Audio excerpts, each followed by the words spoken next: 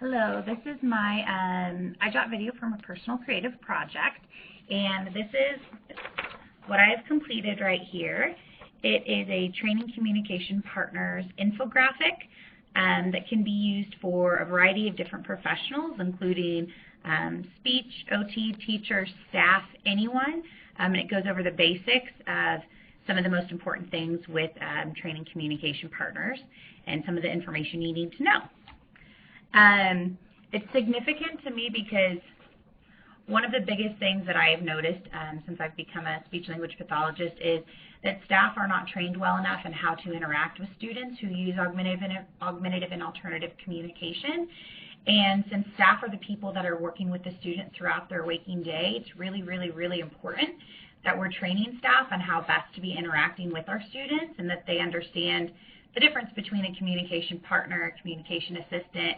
And then I came up with my 5 most important staff responsibilities, and that includes treating the AAC system as a voice, providing opportunities to use the system, being active participants in this communication, allowing the student to be independent, and then finally having fun. And I'll go into a little bit more detail on how I decided on those in a moment. So my journey, as it started, this was kind of an overwhelming assignment, I guess, at the beginning because it was a little bit difficult to kind of think what I wanted to do. I kind of, when I wrote my notes, explained it kind of as like a triangle. So when I started, it was very broad, and then I had to continually narrow my topic ideas down and figure out what was important and why.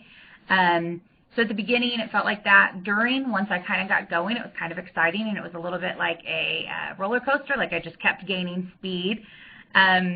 And then once I finished, it was just, I was very proud of myself for finishing all of that, and I'm very excited about the end results and the end product and how I could use that with the staff that I work with and how I can use that to help others. So after viewing the Sternberg video on the triarchic theory of intelligence, a couple things came to mind about what I did for this. So the first was the practical intelligence. So this whole portion here on the staff responsibilities for communication, that's come from my experience and my time working with augmentative and alternative communication and nonverbal students. The research that I've done, all of that came from me. So those are my own personal ideas and my experience that I was using to write this part of it. The other part, I think I used some more analytic ability when I created this little part of the infographic. And what this explains is the difference between communication partners and communication assistants. And that information comes from a variety of sources that are well documented and legitimate sources to be using to cite, such as Dynavox, who is one of kind of the big players in augmentative and alternative communication. So I think I primarily used those 2 types of intelligence or creative thinking types while I was making this. This project illustrates something I've never done before. The idea for an infographic actually came from a class that I did last year, and we had to make an infographic, and I'd never actually made one before. And so when I was thinking how best to convey this information to somebody, I thought an infographic was a really good idea. And so I've never made anything quite like this before.